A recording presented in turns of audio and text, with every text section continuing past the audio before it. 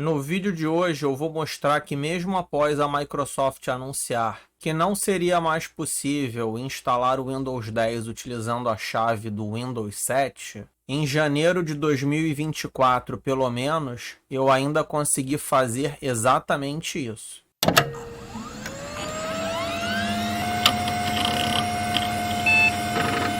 Saudações a todos! Além daquele que já apareceu em um vídeo anterior aqui do canal, eu tenho um segundo netbook. Apesar de eu já ter migrado para o Linux e não usar o Windows 7 há vários anos nesse netbook, como é possível ver na tela, ele ainda tem uma licença original do Windows 7 no verso. Por limitação desse próprio netbook e até um pouco de preguiça, eu nunca fiz a atualização nem tentei utilizar essa chave em outra instalação. Agora, com um pouco mais de tempo, eu resolvi finalmente testar e ver se conseguia ativar o Windows 10 com essa chave. Começando a tratar do processo de instalação propriamente, a mídia que eu vou utilizar é esse pendrive de 8 GB. E uma coisa que é no mínimo incomum é que eu gravei a mídia do Windows 10 nele em 2020, ou seja, essa ISO ela já é bastante antiga. Eu não tenho como confirmar se isso é relevante ou não para você ter sucesso com a ativação. Até o momento eu não testei utilizando outras imagens, algumas imagens mais atuais do Windows 10, e nem com o Windows 11. Como deve ter dado para perceber, eu dificilmente faço uma instalação do Windows, tanto que a última foi em 2020. Aqui também deve estar dando para perceber que eu não estou com o cabo de rede conectado ao computador. Isso acontece simplesmente porque eu esqueci de conectar o cabo. Mas já que foi assim que deu certo, eu te recomendaria fazer o mesmo. A partir de agora, a maior parte da tela vai ficar com as imagens obtidas pela placa de captura. A gravação feita pela câmera do celular vai ficar no canto direito para ficar claro o que está se passando quando a gravação da placa de captura não está ativa. Começando o processo de instalação, a primeira tela são só as configurações de idioma. Nessa parte onde a mágica acontece, eu vou colocar aquela chave do Windows 7 aqui. Por questões óbvias, eu vou censurar o serial também. Só vai ser possível ver a primeira letra, que é Y, e a última, que é V. Depois de clicar em avançar, eu percebi que ele demorou um pouco até validar a chave.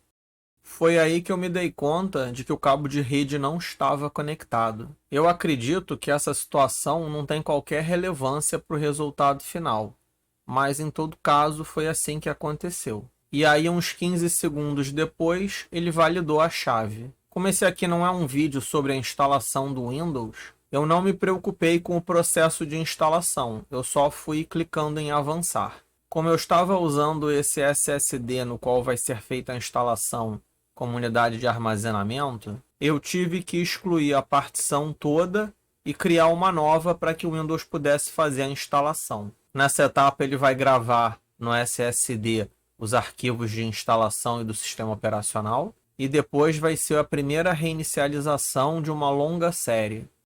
A partir dessa etapa, você não precisa mais da mídia de instalação, que nesse meu caso foi o pendrive. Eu estou acessando a BIOS apenas para verificar se o SSD já aparece como prioridade 1 na sequência de boot. E dessa forma eu já posso remover o pendrive que o Windows vai carregar normalmente.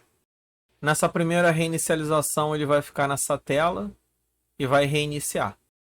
E agora nós vamos para a segunda reinicialização com mais algumas perguntinhas, seguido por nova reinicialização. Nesse ponto, caso você, como eu, não queira usar uma conta Microsoft, você deve desconectar o cabo de rede. Sem acesso à internet, ele já vai seguir direto para essa tela de configuração de uma conta local. Depois vem a configuração de senha e, na sequência, as perguntinhas de recuperação. E a última rodada de configuração antes de o Windows iniciar pela primeira vez é aquela na qual a Microsoft pergunta educadamente se pode diminuir a sua privacidade.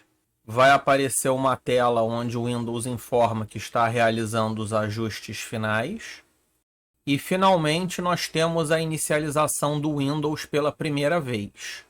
A partir de agora já pode reconectar o cabo de rede, porque nós vamos precisar baixar as atualizações do sistema. Antes de acessar as configurações do Windows, eu vou fazer um rápido teste com o navegador de internet para verificar se está tudo certo com a conexão. E agora sim eu posso ver o estado em que se encontra a instalação do Windows 10. Primeiro, na opção Sistema da área de configurações, no campo Sobre, é possível ver que a edição é o Windows 10 Home, o que está perfeitamente correto, porque o Windows 7 Starter ele atualiza para essa edição.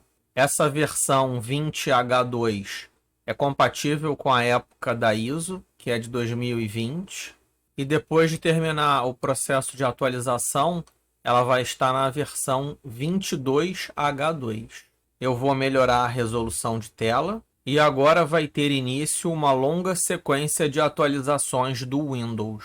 Como a ISO é muito antiga, ela vai ter que baixar vários pacotes e instalar.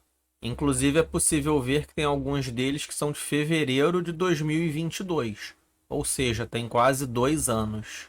Enquanto isso, no campo Ativação, dá para ver que consta que o Windows está ativado com uma licença digital, pelo menos por enquanto. Agora é aguardar o fim dessa rodada de instalação e reiniciar o computador. A partir de agora não tem muita novidade para mostrar até a parte final. Eu vou só entrar numa sequência de atualizações aqui com o Windows e reiniciando ele depois de concluir cada ciclo.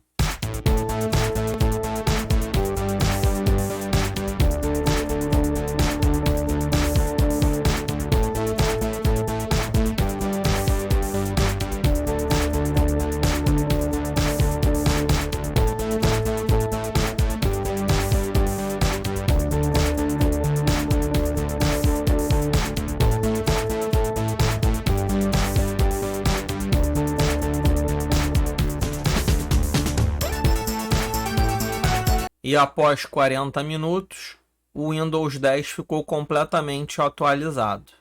Pelo menos as atualizações disponíveis até 9 de janeiro de 2024. Dá para ver que depois de se comunicar várias vezes com os servidores da Microsoft, o status da ativação permanece: o Windows está ativado com uma licença digital, e permaneceria assim ao longo da semana seguinte, que foi o tempo em que eu utilizei esse sistema.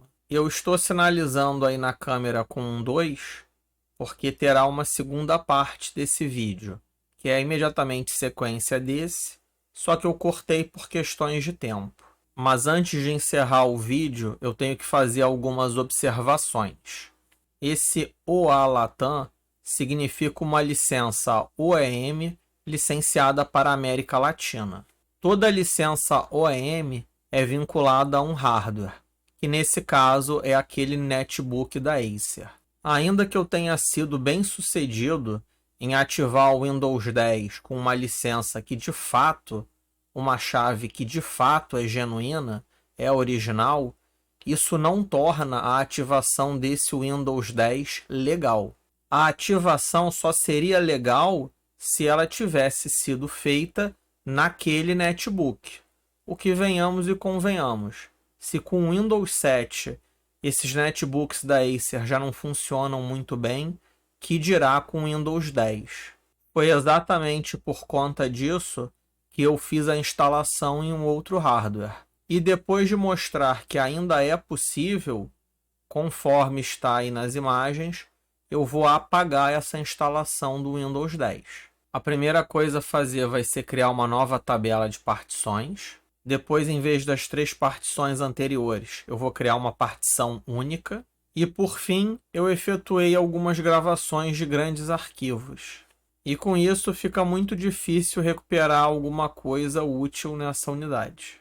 Na parte 2 desse vídeo, que foi gravado antes desse SSD com Windows 10 ter sido apagado, eu vou mostrar se os métodos para se descobrir a chave do produto de ativação do Windows 10 funcionam ou não. Se esse vídeo foi útil para você, a única coisa que eu peço é que deixe o like e se inscreva no canal. Qualquer dúvida, crítica ou sugestão é só deixar aí nos comentários. e até a próxima.